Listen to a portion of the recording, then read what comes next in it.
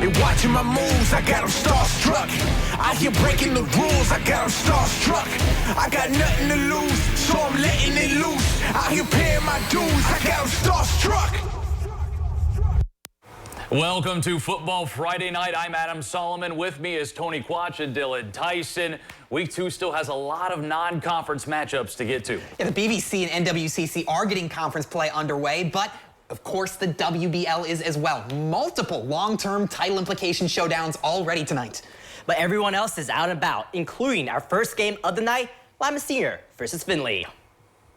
Findlay will be without star QB Ryan Montgomery for the remainder of the season. This comes after the Georgia commit suffered an ACL injury in Week 1 against Toledo Central Catholic. So in comes sophomore Riley Korkos. And on the first drive of the game, he makes his presence felt. Korkos will connect with Griffin Lane, and the junior will head into the end zone untouched. The Trojans jump out to an early 7-0 lead. Later in the first, Findlay is looking for more. But here's Lima Senior playing some defense. Jalen Webster gets the interception here, and the Spartans now have the momentum. On the first play of this drive, Janias Hall will connect with Boog Wilson, and the senior will weave in and out of traffic. Can Hall go all the way? Ladies and gentlemen, yes, he can. He makes his way past the 30, 20, 10, and that's a touchdown. Lima Senior has tied the game at 7. And the Spartans are not done yet. Lima Senior is down by 3. Hall takes to the skies, and on the other end, it's Keon Smith. Lima Senior goes on to win, 35-31. Back in town, Week 2 means holy war at Spartan Stadium. And LCC looking to reclaim their honor. Last year falling to St. John's for the first time since 2017 in a 42-40 slugfest. And this one's another classic. 7-7 all the way to the fourth quarter. Blue Jays in the red zone facing fourth down. Nobody open downfield. Carter Lester on the outside contain, and the freshman puts the ball back in T-Bird control.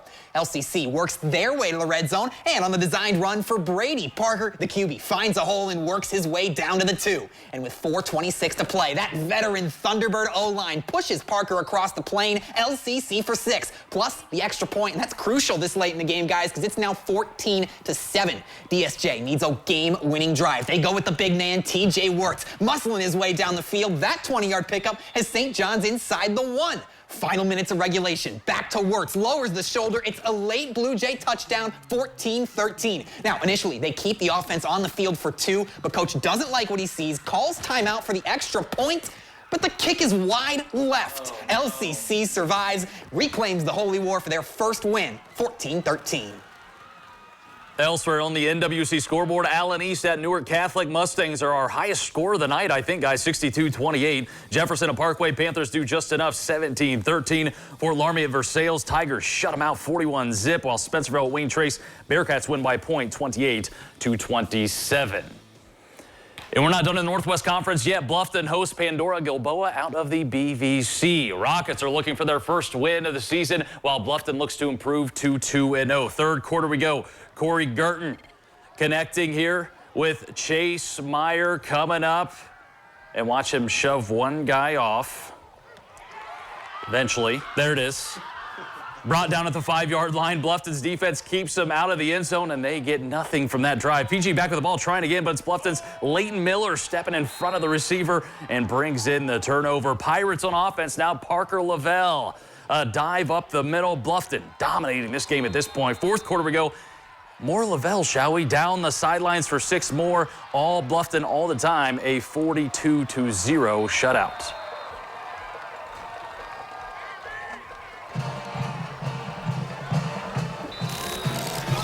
Heading back to Hancock County, the Columbus Grove Bulldogs hit the road to bow to Liberty-Benton Eagles. This is only the third meeting between both programs since 2022.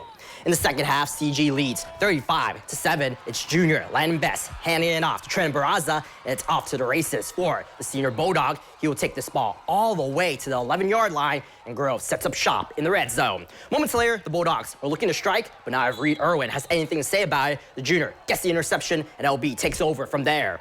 Later in the third, Grove would regain possession again. They'll go for an aerial attack, but this time it's Seth Elkirk coming up with the INT. He brings it all the way to the Bulldogs' 16-yard line, and the Eagles are in prime position to strike. Trevin Lieb looks for an open man, but here's Gavin Barraza getting the interception in the end zone, and they would capitalize on that. In the fourth quarter, Best hands it off to Josh Gannon, and the senior breaks the plane. Grove wins 42-14.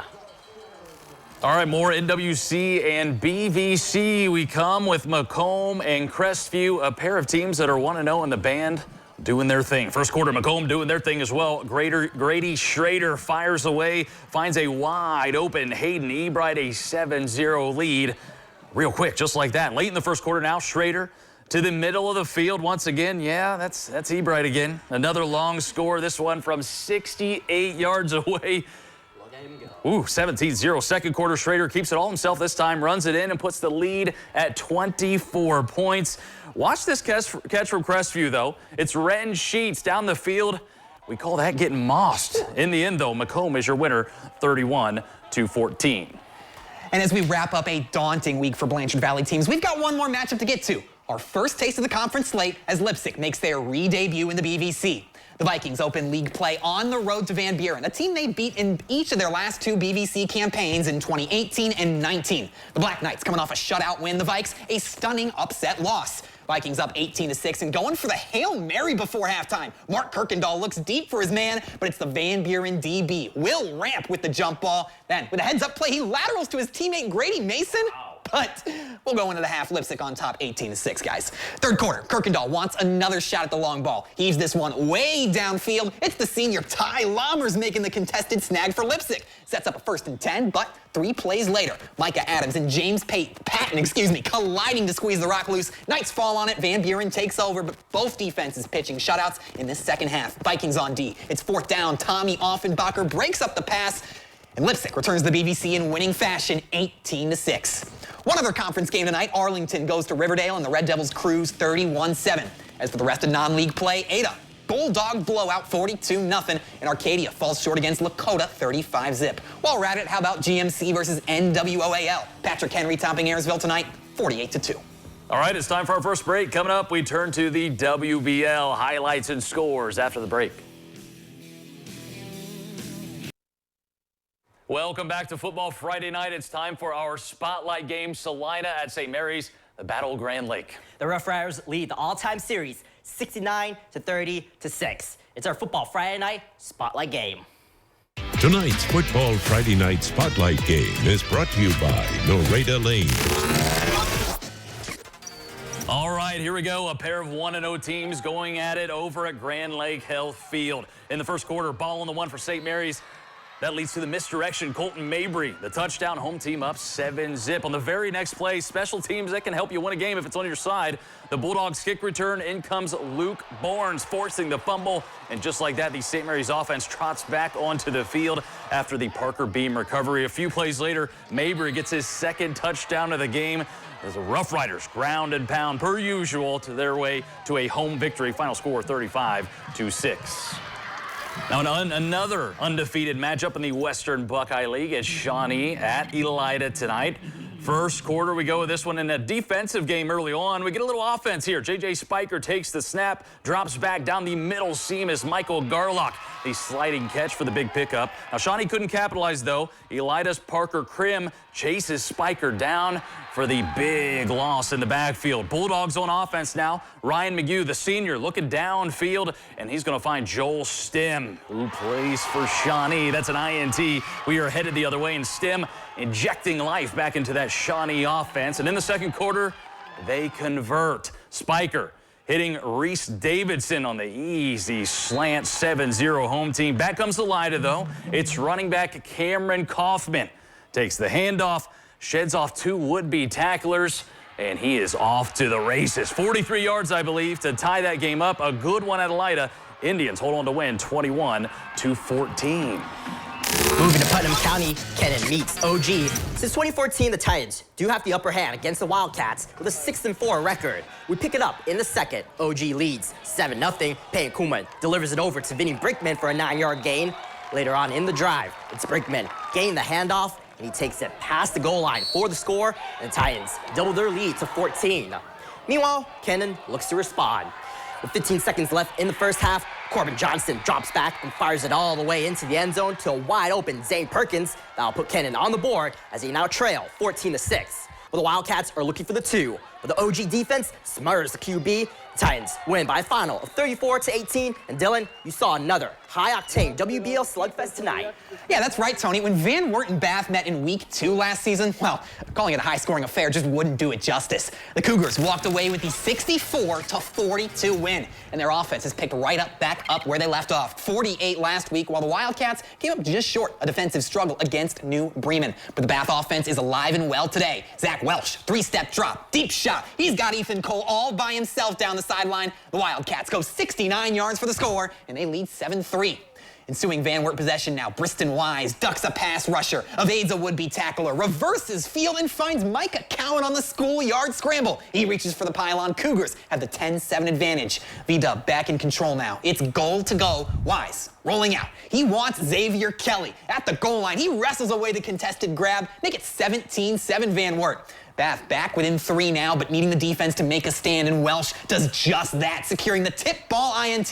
Guys, this quarterback does it both ways, as on the very next snap, Welsh gives it to Mikey Hale, who pitches it to Logan Markley, back to Welsh, and he unloads to a wide-open Jackson Foster. Wildcats taking the 21-17 lead. It's another shutout. This time, Bath on top, 43-37. No shutout there at all. No kidding. To Harmon Field, the Defiance Bulldogs head to Wapakoneta to battle last year's co-WBO champion, the Redskins. And the Skins look to avenge their lone conference loss against the Bulldogs last season. In the second quarter, Skins are up 14-zip. Jarrett Mullen finds a gap in the defense, and he will hustle his way for a big gain and a first down.